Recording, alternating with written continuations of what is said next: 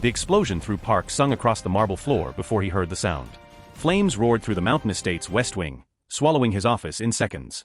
Seoul's most feared CEO struggled to his knees, tasting copper and smoke.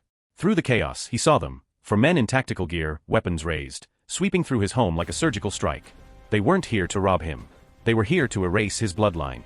Bonnie Tancredi pressed 7-year-old Jungkook against the hallway wall, her hand covering his mouth. The boy's school uniform was streaked with ash, his wide eyes locked on the bodies of the security team scattered across the foyer. She should have run for the front gate. Every instinct screamed at her to flee. Instead, she whispered, "Stay behind me." She'd seen the lead mercenary's eyes sweep past Park Sung toward the residential wing, toward the child's bedroom. This wasn't random. Someone had given them floor plans. Someone knew exactly where the boy would be after school. Before we dive into this emotional journey, if you're enjoying these stories of unexpected love and redemption, don't forget to subscribe and hit that notification bell so you never miss a story that might just change how you see the world. Now, let's begin. Bonnie grabbed Jungkook's hand and ran for the service elevator. Behind them, gunfire cracked through the estate. Park Sung's voice roared commands, but she heard it falter weaken. A heavy crash, something structural giving way. "Miss Bonnie, where's my father?" Jungkook's voice trembled. She didn't answer. Couldn't answer. The service elevator descended into the underground garage. Through the security monitor, Bonnie watched the rescue team arrive, men in uniforms she recognized from Park's corporate headquarters. But their weapons were already drawn as they entered. They weren't there to save anyone. She saw one of them speak into a radio, then gesture toward the elevator shaft. In that moment, Bonnie Tancredi made a choice that would cost her everything. She hijacked Park Sung's private vehicle, shattered the GPS tracker with a tire iron, and drove into the Seoul night with a child who didn't understand why the only home he'd ever known was burning behind them. In the rearview mirror, she watched the estate collapse in a plume of smoke and flame. The radio crackled with breaking news. Billionaire CEO Park Sung and his 7-year-old son feared dead in devastating attack on family compound. Jungkook stared at her, his small face pale. "They think I'm dead." Bonnie's hands tightened on the wheel. "Yes. And that's the only reason you're still breathing." The highway stretched before them like a promise or a threat, she couldn't tell which. Jungkook had finally stopped asking questions an hour ago, his small body curled against the passenger door, exhausted into silence. Bonnie drove with the windows cracked despite the cold, needing the sharp air to keep her thoughts clear. Every set of headlights in the rearview mirror made her pulse spike. Every exit sign was a potential trap. She grabbed the emergency cash from Park Sung's safe, the one he thought no one knew about. $15,000 in mixed bills, enough to disappear for a while. Long enough to figure out what came next. She'd also taken Jungkook's passport from the estate office and 3 of Park Sung's burner phones, the ones he used for business he didn't want traced. She'd watched him hide them often enough, always in the false bottom of his desk drawer. "Where are we going?" Jungkook's voice cut through the hum of the engine. He wasn't asleep after all. "Somewhere safe," Bonnie said, though she had no idea where that was. "Why can't we go back for my father?" The question hit her like a fist to the sternum. "Because your father is probably dead. Because even if he survived, going back means both of you die. Because the people who attacked tonight won't stop until every park is erased from existence. Because the people who hurt us tonight will be watching him," she said instead. "They'll expect us to come back.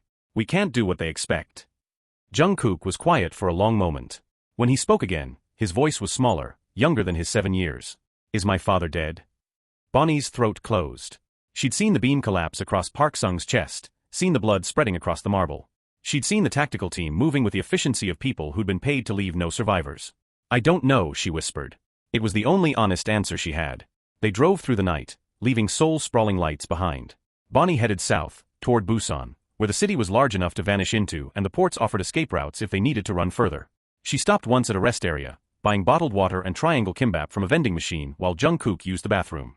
She kept her face turned away from the security cameras, her blue braids tucked under a baseball cap she'd found in Park Sung's trunk. By dawn, they reached the outskirts of Busan. Bonnie found a love motel in a neighborhood that didn't ask questions, the kind of place that rented by the hour and accepted cash without requesting ID. The room smelled like cigarettes and cheap air freshener, but it had a lock on the door and curtains that blocked out the world. Jungkook collapsed onto the bed without removing his shoes. Bonnie sat by the window, watching the street below. She didn't sleep. Couldn't sleep. Every car that passed might be them. Every stranger might be a scout. When Jungkook woke in the late afternoon, his eyes were red-rimmed and lost. What do we do now? Bonnie had been asking herself the same question for 12 hours. She couldn't keep him hidden forever in motel rooms. He was 7 years old. He needed school, routine, normalcy. He needed a life that didn't involve looking over his shoulder every second. Which meant she needed to become someone else entirely. "We start over," she said, surprised by the steadiness in her voice. "New names. New city. Knew everything. Like witness protection? She almost smiled. Something like that. Over the next 3 days, Bonnie transformed their lives with methodical precision. She bought hair dye from a corner store and turned her distinctive blue braids black, cutting them short until she barely recognized herself in the mirror. She bought Jungkook new clothes from a secondhand market, nothing expensive, nothing that would draw attention. She burned everything they'd been wearing the night of the attack in a trash barrel behind the motel. She found a forger through a bartender who knew better than to ask questions. The documents cost her $8,000, a new ID for herself as Beth Taylor, a kindergarten teacher from Daegu, a birth certificate and school records for Daniel Taylor, her adopted son. The forger was good. The seals looked authentic, the paper aged correctly. You running from an ex? The forger asked, his fingers stained with ink. Something like that, Bonnie said. He studied her for a moment, then slid an extra document across the table. A death certificate for Bonnie Tancredi, dated 3 days ago. Sometimes it helps to be officially dead, he said. Stops people from looking. She paid him an extra $1,000 for it. With their new identities secured, Bonnie rented a small apartment in Houndy, a middle-class neighborhood near the beach where people minded their own business. The apartment was on the 3rd floor of a building that looked like every other building on the block, generic and forgettable. Perfect. She enrolled Jungkook, now Daniel, in the local elementary school under the story that they just moved from Daegu after her divorce. The school administrator barely glanced at the paperwork, more concerned with processing the enrollment before the deadline. Your son is very quiet, the administrator noted, watching Jungkook sit motionless in the waiting area. He's had a hard year, Bonnie said. It wasn't a lie. She found work at a convenience store 3 blocks from their apartment, the night shift that paid slightly more and kept her off the streets during the busy daytime hours when someone might recognize her. The owner was a grandmother who asked no questions and paid in cash. Bonnie was grateful for both. Their new life took shape slowly, carefully. Bonnie walked Jungkook to school every morning, a different route each day, always watching for cars that followed or faces that appeared too often. She packed his lunches, helped with his homework, attended parent-teacher conferences as Beth Taylor, the quiet single mother who kept to herself. At night, after Jungkook fell asleep, she searched the news on one of Park Sung's burner phones. The attack had dominated headlines for a week. Park Empire in ruins, Billionaire CEO confirmed dead, investigation reveals corporate conspiracy. The official story claimed Park Sung and his son had perished in the explosion, their bodies too badly burned for identification. The board of directors had released a statement expressing their profound grief, while simultaneously announcing restructuring plans. Bonnie read between the lines. The people who'd ordered the attack now controlled Park Industries. They'd won. She deleted her search history and removed the phone's battery, paranoid about being traced. Jungkook adapted with the heartbreaking resilience of children. He stopped asking about his father after the first month. He answered to Daniel without hesitation. He made friends at school, though Bonnie noticed he never invited them over, never talked about his life before Busan. He was learning to lie by omission, learning to carry secrets too heavy for 7-year-old shoulders. Some nights, she heard him crying quietly in his room. She would sit outside his door, her hand pressed against the wood, wanting to comfort him but knowing that acknowledging his grief might crack the fragile shell of normalcy they'd built. 3 months into their new life, Bonnie made her biggest gamble. She found a used laptop at a pawn shop and created an encrypted email account. Then she sent a single message to Park Sung's personal email, the one only senior staff knew about. The boy is safe. Don't look for us. Looking gets us killed. She sent it from a coffee shop across town, then destroyed the laptop in a dumpster. If Park Sung was alive, he would understand. If he was dead, the message would disappear into a dead man's inbox, unread. Either way, she'd done what she could. By the 6-month mark, Bonnie had almost convinced herself they might survive this. Jungkook was thriving in school, his report card showing excellent marks. He joined the school's taekwondo club, channeling whatever darkness lived inside him into controlled violence on practice mats. He smiled sometimes now, small genuine smiles that made Bonnie's chest ache. She'd built them a life from ash and fear. It wasn't the life Jungkook had been born into, wasn't the life he deserved. But it was a life. It was breath and sunlight and the possibility of tomorrow. And every single day, Bonnie waited for it to shatter. Because she knew the truth Park Sung would eventually learn, the truth that would bring him to her door with either gratitude or vengeance. She hadn't stolen his son. She'd saved him from the people he trusted most. 7 years later, Park Sung stood outside the middle school, a ghost watching the living. 14-year-old boys poured through the gates, their voices sharp with adolescent energy. He came here once a month, though he couldn't explain why. Jungkook would have been 14 now. Would have been starting high school next year. Then he saw him. A boy with his jawline. His mother's graceful hands. But the posture, spine straight, shoulders back, the particular tilt of his head when listening, that was pure Park genetics. And when the boy turned, laughing at something his friend said, Park Sung's world stopped. The birthmark. The crescent moon on his left wrist, visible as he gestured. The genetic signature that appeared in only 1 in every 37,000 births. The boy jogged to a woman waiting by a blue sedan. She wore jeans and a simple jacket, her blue braids now threaded with silver. She smiled as the boy talked, animated, alive. Park Sung's heart, dead for 7 years, detonated in his chest. The maid from his estate. The woman who'd vanished the same night his son died. The woman who'd died in the collapse. She'd stolen his son. She'd let him grieve for 7 years. The boy threw his arms around her neck, and she hugged him back with the fierce protectiveness of someone who'd fought the world to keep him safe. Park Sung pulled out his phone, hands shaking for the first time since the attack. But he wasn't calling security. He was calling the one person who could tell him the truth, the private investigator who'd spent 7 years searching for the kidnapper who never existed. Because the dead don't raise children. And kidnappers don't look at stolen sons with a mother's love. Park Sung survived the collapse, but the man who crawled from the rubble wasn't the same person who'd ruled Seoul's corporate empire with calculated precision. The surgeons rebuilt his shattered ribs and collapsed lung. They couldn't rebuild what the fire had taken from him. His son was dead. Burned beyond recognition, they told him. The DNA tests on the remains found in the nursery wing confirmed it. Jungkook was gone. But Park Sung didn't believe in coincidences. The maid had vanished the same night. Her body was never recovered, and every instinct he'd honed in 30 years of cutthroat business screamed that she'd taken something more valuable than her own life when she disappeared. She'd taken his son. Within a month of leaving the hospital, Park Sung had transformed Park Industries into something darker. He fired half the board, installed loyalists in key positions, and turned the company's considerable resources toward a single obsession, finding Bonnie Tancredi. He hired 6 private investigation firms simultaneously, offering bonuses for actionable intelligence. He bought access to surveillance networks across South Korea, facial recognition software that scanned thousands of faces daily. He paid hackers to breach airport databases, hospital records, school enrollment systems. Every digital footprint, every paper trail, every whisper of a woman matching her description was reported directly to him. The investigators found nothing. It was as if she'd evaporated into smoke the same night his world burned. Park Sung's reputation evolved from ruthless to terrifying. Business rivals who'd once tested him learned that the new Park Sung didn't negotiate or compromise. He crushed opposition with methodical brutality, acquiring companies through hostile takeovers, destroying careers with leaked scandals, wielding his wealth like a weapon against anyone who stood between him and answers. "You've changed," his attorney said during a merger meeting where Park Sung had just forced a competitor into bankruptcy. "I've clarified my priorities," Park Sung replied, signing documents that would put 300 people out of work. At night, alone in the rebuilt estate, he studied the security footage from the attack. He'd watched it thousands of times, frame by frame. The explosion. The tactical team. The bodies. And there, barely visible through the smoke, a figure running toward the service elevator with something clutched to her chest. The footage cut out before he could see clearly, the cameras destroyed in the collapse. But he knew. He knew she'd taken Jungkook. The question that consumed him was why. Every lead dissolved into dead ends. Bonnie Tancredi had no family, no close friends, no history that explained where she'd run. Her apartment had been stripped clean. Her bank account closed. Even her dental records had mysteriously disappeared from her dentist's office. Someone had helped her vanish. Someone with resources and expertise. Park Sung expanded his investigation, questioning everyone who'd ever worked at the estate. He paid informants in every major city, offered rewards that climbed into 7 figures. The hunt became his religion, his reason for drawing breath. Because if she'd taken his son, that meant Jungkook might still be alive. And if Jungkook was alive, then Bonnie Tancredi had stolen 7 years of his life. 7 years of birthdays and first days of school. 7 years of watching his son grow. 7 years she would answer for with everything she had. Park Sung stood at his office window overlooking Seoul, a city that feared him now, and made a promise to the ghost of his son: "I will find you. And when I do, she will pay for every single day she kept you from me." He didn't know yet that the woman he hunted had saved his son's life. He didn't know that the real killers walked his boardroom floors.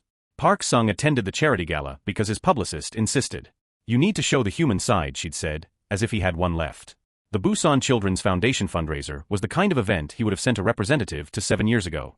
Now he went himself, playing the role of grieving father-turned-philanthropist, writing checks that meant nothing while his investigators continued their ghost hunt. The hotel ballroom glittered with Korea's elite, their laughter hollow against the chamber music. Park Sung moved through the crowd with practiced detachment, shaking hands, accepting condolences from people who'd never met his son.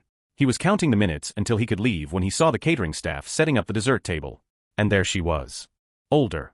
Hair shorter and black instead of blue.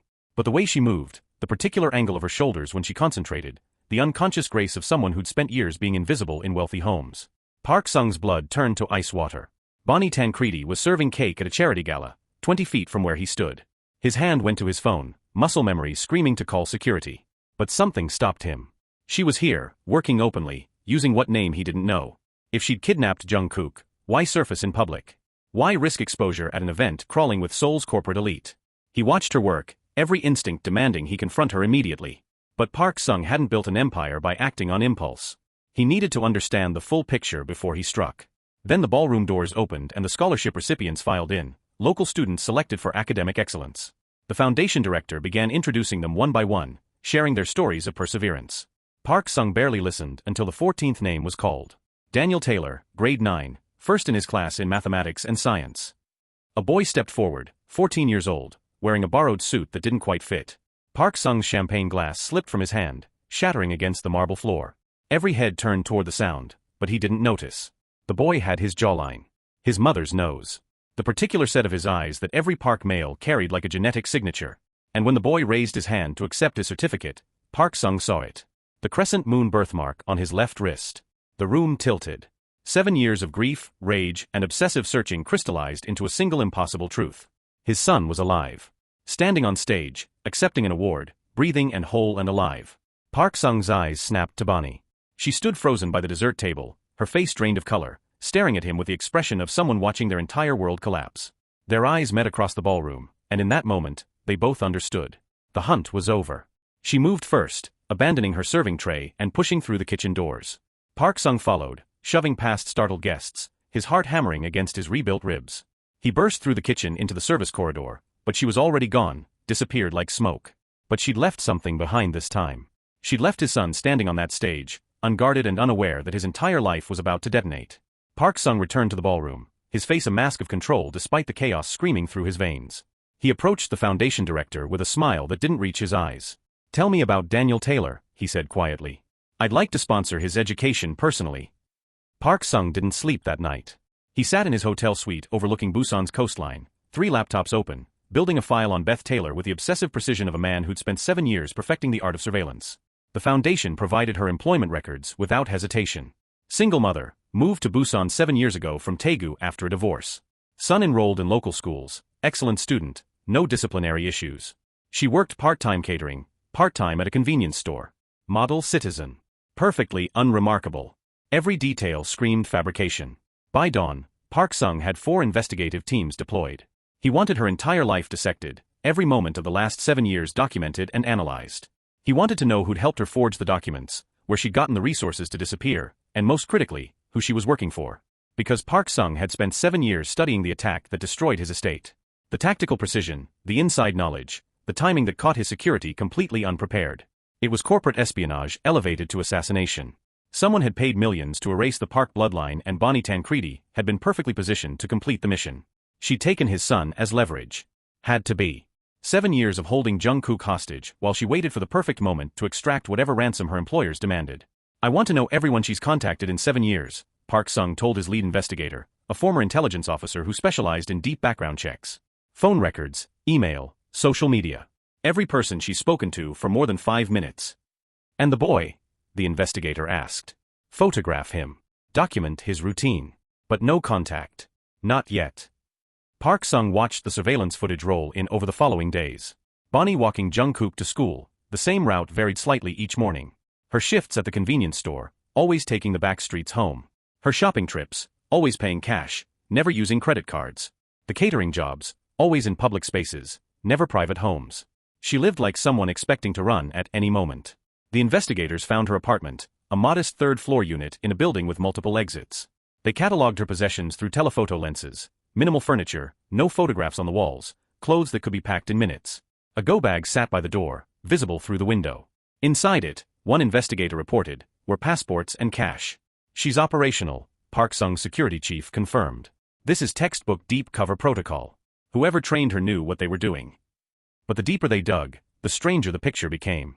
Bonnie had no contacts beyond casual work relationships.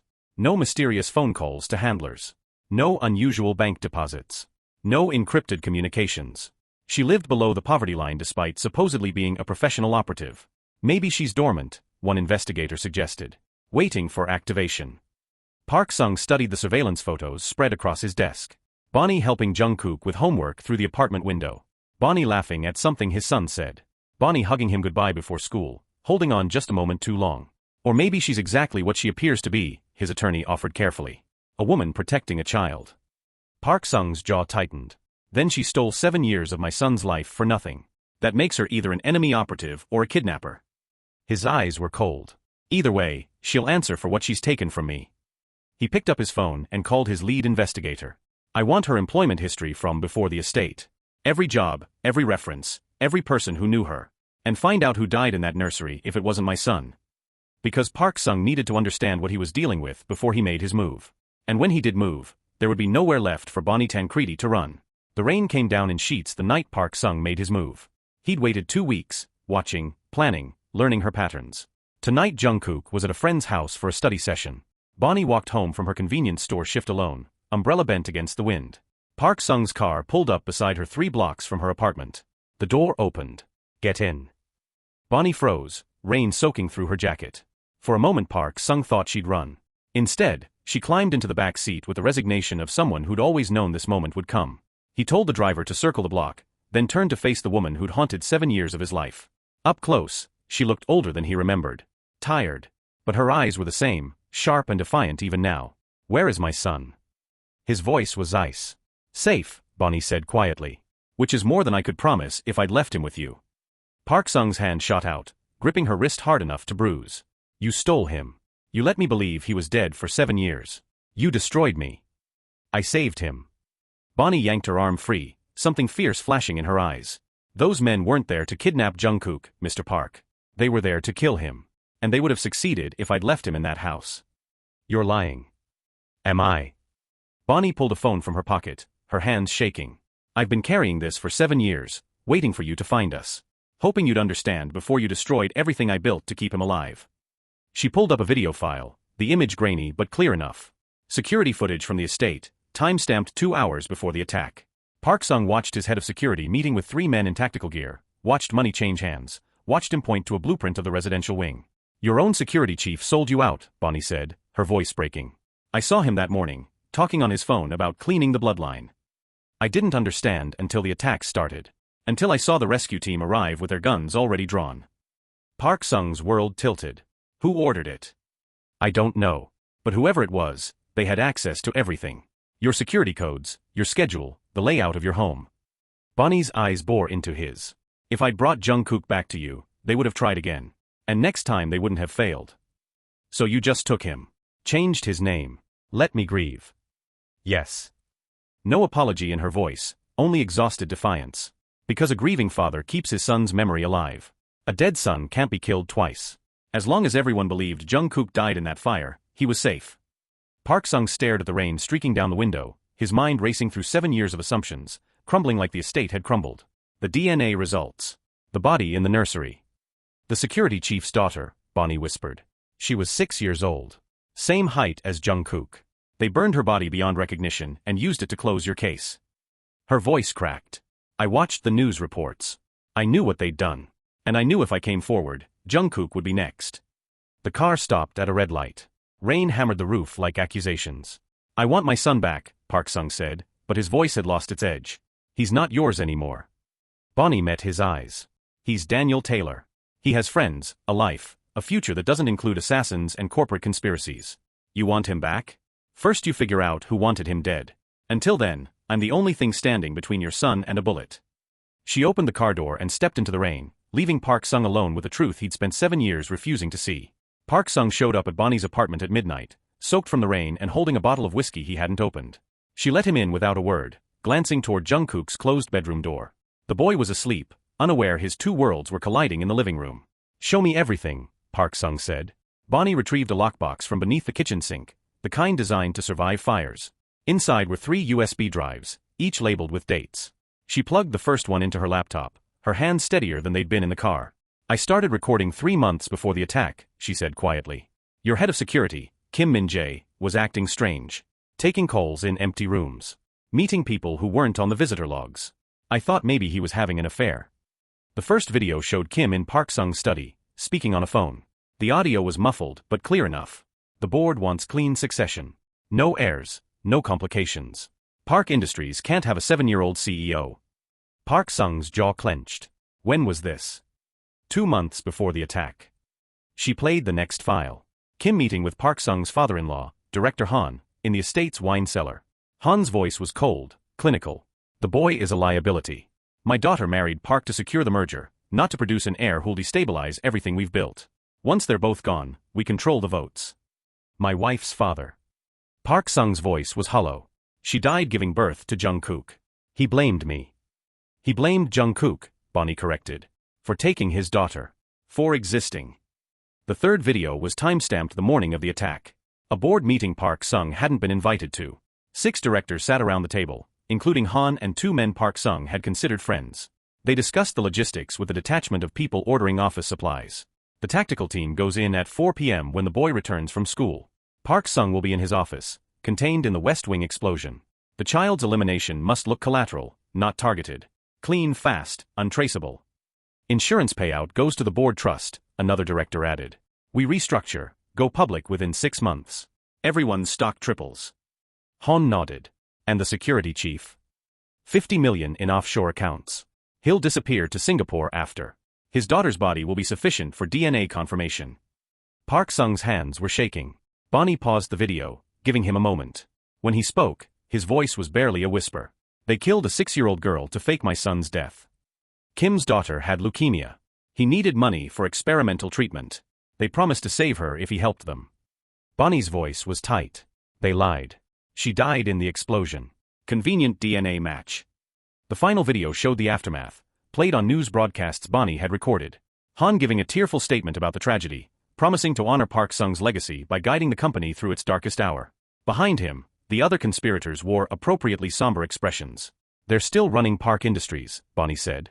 Every single one of them. You've been working alongside your son's would-be murderers for 7 years. Park Sung stared at the frozen image of Han's face, the man who'd hugged him at his wife's funeral, who'd called him son, who'd ordered Jungkook's execution with the same tone he used to approve quarterly reports. Why didn't you take this to the police? Bonnie laughed, bitter and exhausted. Half the police department was at Han's 60th birthday party. The prosecutor's office accepted donations from Park Industries. Who was I going to trust? A maid with a conspiracy theory against Korea's most powerful corporate board. She closed the laptop. I took the one thing I could protect. Your son. Everything else was already lost. Park Sung stood, walked to Jungkook's door, and pressed his palm against the wood. His son was breathing on the other side, alive because this woman had chosen truth over safety. What do you need from me? He asked, turning back to Bonnie. Justice, she said simply. And time to tell Jungkook who his father really is. Park Sung called an emergency board meeting for 9 a.m. on a Thursday, the kind of summons that couldn't be refused. He arrived early, placing a single USB drive in the center of the conference table like a grenade with the pin pulled. Then he waited. They filed in one by one, the 6 directors who'd signed his son's death warrant. Director Han entered last, his silver hair perfectly styled, his suit custom tailored. He'd aged well on blood money. This is irregular, Park Sung, Han said, taking his seat at the head of the table. We have the quarterly review scheduled for next week. This won't take long. Park Sung's voice was calm, almost pleasant. It was the tone that made smart people nervous. He pressed play on the laptop. The first video filled the screen. Kim Min-jae's voice echoed through the boardroom. The board wants clean succession. No heirs, no complications. Director Han's face drained of color. The other directors shifted in their seats, eyes darting toward the exits. Park Sung had locked the doors from the inside. I thought we might take a trip down memory lane, Park Sung said conversationally. 7 years ago, you ordered the murder of my son. You killed a 6-year-old girl to fake his death. You let me grieve while you carved up my company like vultures. Park Sung, this is clearly fabricated, Han started, but his voice wavered. Park Sung played the next video. Han's own voice, cold and clinical, discussing Jungkook's elimination like a line item on a budget. The other directors watched themselves plan an assassination, their past selves speaking with the confidence of people who thought they'd erased every witness. Here's what's going to happen, Park Sung said, pausing the video on Han's face. You're going to resign. All of you. Effective immediately. You'll sign over your shares to a trust I've established. You'll leave this building and you'll never speak my family's name again. Or what? Director Choi found his voice, trying to muster defiance. You'll go to the police with 7-year-old recordings? Our lawyers will bury you in motions for a decade. Park Sung smiled, and it was the smile of a man who'd spent 7 years learning how to destroy people. I don't need the police. I need a press conference. I need every news outlet in Korea to see these videos. I need your families to know what you are. Your country clubs, your charities, your legacy. He leaned forward. I will burn your names until there's nothing left but ash and shame. You're bluffing, Han said, but his hands were shaking. Try me. Park Sung's eyes were empty of everything but purpose. You took 7 years from my son. I'll take everything from you. Your choice is how much you lose. Resign quietly, or I'll make sure your grandchildren grow up explaining why their family name is synonymous with child murder. The room fell silent except for the rain against the windows. Director Han looked at the other conspirators, seeing his own fear reflected back. They'd ruled Korea's corporate world through ruthless calculation. But the man sitting across from them had been forged in a fire they'd lit, and he'd become something they couldn't control. Where do we sign? Han whispered. Park Sung slid the resignation papers across the table, one for each of them. Right here. And then you disappear. Forever. One by one, they signed away their empire, their legacy, their future. When the last signature dried, Park Sung collected the papers and stood. My son is alive, he said quietly. No thanks to any of you. And when he's ready, he'll inherit a company that's been cleansed of the poison you planted in it. He left them sitting in the boardroom, broken men in expensive suits, their kingdom reduced to ashes by the father they'd tried to destroy. The attack came 3 days after the board resignations, at 2 a.m. when most people slept deepest. Park Sung was awake in the hotel room he'd rented across from Bonnie's apartment, watching her darkened windows through night vision binoculars. Old habits from 7 years of paranoia died hard. He saw them before they reached the building. 2 figures moving with tactical precision, dressed in maintenance uniforms that wouldn't raise suspicion. One carried a toolbox that was the wrong shape for tools. The other kept his hand inside his jacket. Park Sung was out the door before they reached the stairwell. He'd hired his own security team after the board meeting, ex-military operators who understood that some threats required permanent solutions. They were positioned in the lobby and on the roof, waiting for his signal. But Park Sung reached Bonnie's floor first, his hand on the Glock he'd started carrying the day he watched those videos. The 2 men stood outside her door, one picking the lock while the other scanned the hallway. They didn't see Park Sung until he spoke. You're making a mistake. They turned, hands moving toward weapons. Park Sung raised his gun first. Slowly. You reach for those, we all die. But I guarantee I take one of you with me. The lockpicker smiled, cold and professional. Mr. Park. Director Han sends his regards. He wants you to know that loose ends get tied up, one way or another. Han is finished. Han has friends. Friends who don't appreciate their business being disrupted. The man's hand inched toward his jacket. Nothing personal. But the woman and the boy need to disappear. You can walk away, or you can die with them. Your choice. Behind Park Sung, Bonnie's door opened. She stood there in pajamas, holding Jungkook's baseball bat, her eyes wide but focused. Get away from my son. Jungkook, stay in your room, Park Sung said without turning. Who's Jungkook? The voice came from inside the apartment. His son stood in the doorway behind Bonnie, tall and lean at 14, looking exactly like Park Sung had at that age. Mom, what's happening?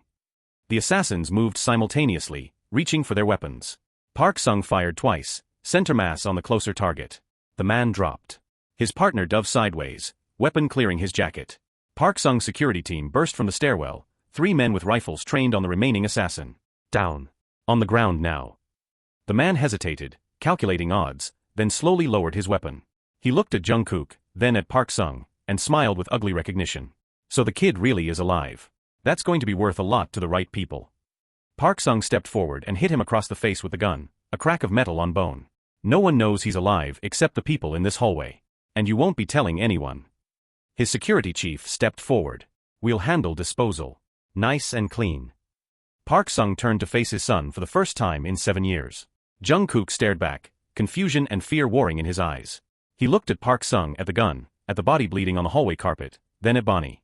Mom, who is this man? Bonnie's voice broke. Jungkook, this is your father. Park Sung. And these men came to kill us because of who you really are. Jungkook's face went pale.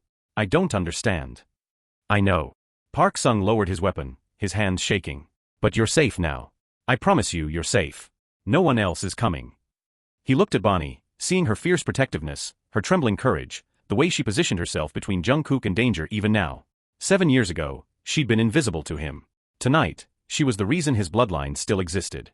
Thank you, Park Sung said quietly. For everything. Bonnie nodded, tears streaming down her face. Just keep him safe. That's all I've ever wanted. I will, Park Sung promised. We both will.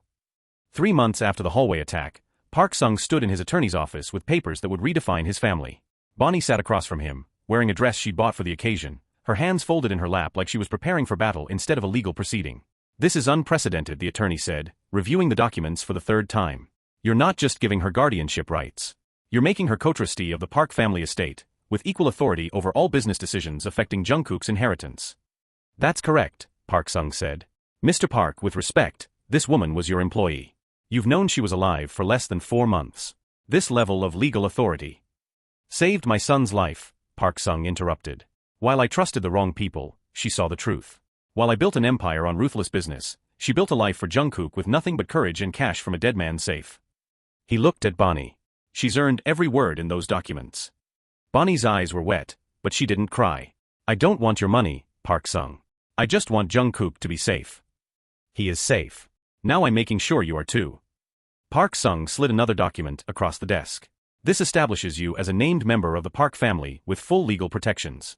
Anyone who comes after Jungkook has to go through both of us. And this, he produced a third document, transfers ownership of the penthouse in Gangnam to your name. Outright. No strings. I can't accept. You're not accepting. You're taking what you're owed. Park Sung's voice was firm but not unkind. 7 years of your life went into protecting my son. 7 years of living in fear, working 2 jobs, raising a child who wasn't yours by blood but became yours in every way that mattered. This is not charity, Bonnie. This is paying a debt I can never fully repay. The attorney cleared his throat. There's also the matter of her public role. The media will ask questions. Park Industries will need a statement. Park Sung had spent weeks considering this. The easy path would be to keep Bonnie hidden, maintain the fiction of Daniel Taylor while quietly folding her into his life. But easy had never been his way, and Bonnie deserved better than shadows. We tell the truth, he said. Bonnie Tancredi saved my son from an assassination attempt orchestrated by corrupt board members. She protected him for 7 years at tremendous personal cost. She is now a permanent member of the Park family and will serve as co-guardian and advisor on all matters concerning Jungkook's future. The tabloids will have a field day, the attorney warned. Let them. Park Sung looked at Bonnie. 7 years ago, I barely knew your name. I treated you like furniture. I missed what was happening in my own house because I was too arrogant to see that the people closest to me were my enemies, and the person I ignored was my only ally. He stood, extending his hand. I won't make that mistake again. Welcome to the family, Bonnie.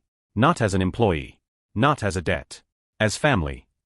Bonnie took his hand, her grip strong despite the tears finally falling. Jungkook is the family. I just kept him alive until you could come back to him. And now we keep him alive together, Park Sung said.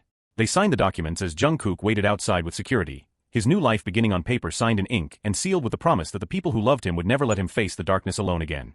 Later that evening, Park Sung, Bonnie, and Jungkook stood on the balcony of the rebuilt estate, looking out over Seoul's lights.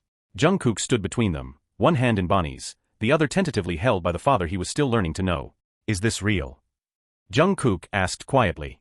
Or will I wake up and we'll be back in the apartment, pretending to be someone else? Bonnie squeezed his hand. It's real, baby. We're done running. Park Sung looked at the woman who'd saved everything that mattered and realized that empires weren't built on ruthlessness or wealth. They were built on the kind of love that ran into fire instead of away from it. We're home, he said. And for the first time in 7 years, it was true. Thank you for watching this story to the end. If you enjoyed this story, you will surely love the next one. It's as interesting and even more intriguing as can ever imagine. So do check it out. Click on the image showing on your screen right now to watch the next one.